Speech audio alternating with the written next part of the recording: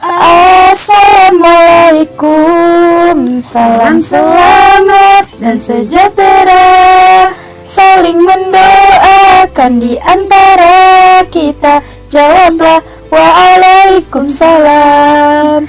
Jawablah waalaikumsalam. Apa kabar semuanya hari ini? Semoga senantiasa luar biasa. Sebelum kita memulai pelajaran hari ini, alangkah baiknya kita membaca basmalah.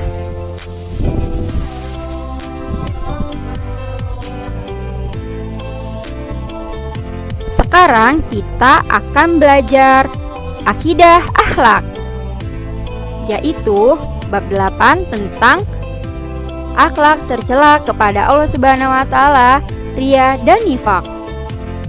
Tujuan pembelajaran: setelah membahas bab ini, peserta didik mampu 1. Menjelaskan pengertian riya dan nifaq. 2. Menunjukkan contoh dalil nakli dan akli tentang riya dan nifaq. 3. Mengidentifikasi perilaku yang termasuk kategori riya dan nifaq. 4. Menyajikan fakta dan fenomena yang berhubungan dengan perilaku riya dan nifaq. 5. Memahami dampak-dampak negatif akhlak tercela riya dan nifaq. 6.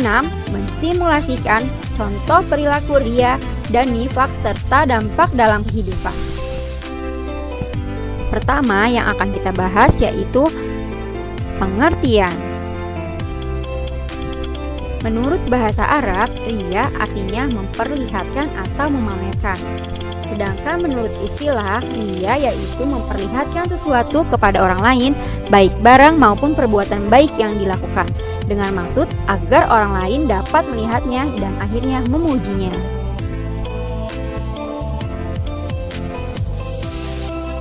Alangkah ruginya orang-orang yang bersifat riya, karena mereka sudah bersusah payah mengeluarkan tenaga, harta, dan meluangkan waktu, tetapi Allah tidak menerima sedikitpun amal ibadah mereka. Bahkan mereka hanya menerima azab sebagai balasannya.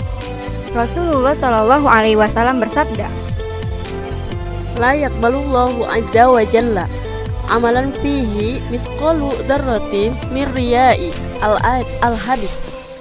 Yang artinya Allah tidak akan menerima amal yang terdapat unsur riya di dalamnya walaupun riya itu hanya sebesar zarrah. Al-hadis. Adapun firman Allah Subhanahu wa taala, Quran surat Al-Maun ayat 4 sampai ayat 6. Bismillahirrahmanirrahim. Fawailul lil musallin alladzina hum an salatihim sahun alladzina hum yuraun. Shadaqallahul adzim. Artinya, maka kecelakaanlah bagi orang-orang yang sholat, yaitu orang-orang yang lalai dari sholatnya, orang-orang yang berbuat riya. Pembahasan selanjutnya yaitu macam-macam riya. Riya di sini dibagi menjadi 2. Yang pertama ada riya jali. Riya jali adalah ibadah atau kebaikan yang sengaja dilakukan di depan orang lain dengan tujuan tidak untuk mengagungkan Allah Subhanahu wa taala, melainkan demi mencari pujian orang lain untuk kebanggaan atau tujuan selain Allah Subhanahu wa taala. Yang kedua, riya khafi, yaitu melakukan ibadah atau kebaikan secara terang-terangan tapi dengan maksud agar ia dihormati dan dimuliakan oleh masyarakat. Selanjutnya, ada contoh-contoh perbuatan riya dalam kehidupan sehari-hari. Contohnya yang pertama yaitu ada seseorang yang menyumbang ke masjid tetapi sengaja di hadapan orang banyak agar orang-orang itu pada menilai dirinya sebagai orang yang ahli amal jariah.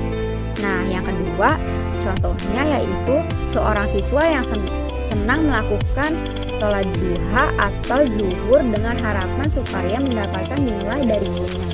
Nah, yang ketiga yaitu seseorang yang mengadakan aksi sosial, misalnya membantu korban banjir, gempa bumi, dan lain-lainnya di hadapan orang banyak, tapi dengan maksud agar ditayangkan di TV atau di radio.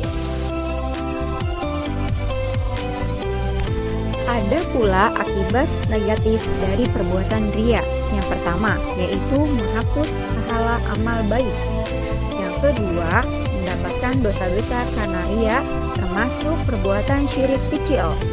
Yang ketiga yaitu tidak selamat dari bahaya kekafiran, karena ria sangat dekat hubungannya dengan sikap kafir. Dan ada pula perilaku yang dapat menghindari perbuatan ria. Yang pertama yaitu memandang semua makhluk itu tunduk di bawah kekuasaan Allah Subhanahu wa taala, sehingga makhluk itu dapat mendatangkan kesenangan dan dapat pula menimbulkan bencana karena tidak membutuhkan pujian dan sanjungan mereka. Yang kedua yaitu melatih diri untuk beramal secara ikhlas walaupun sebesar apapun yang dilakukan. Yang ketiga yaitu mengendalikan diri agar tidak emosi apabila ada orang yang meremehkan kebaikan yang kita lakukan. Yang keempat yaitu tidak senang memuji kebaikan orang lain secara berlebihan karena hal itu dapat mendorong pelakunya menjadi ria atas perbuatannya. Alhamdulillah, pelajaran hari ini sudah selesai. Apabila ada pertanyaan bisa disampaikan melalui kolom komentar atau WhatsApp pribadi atau WA grup ya. Atas perhatian yang adik, Kak Dewi ucapkan terima kasih. Wassalamualaikum warahmatullahi wabarakatuh.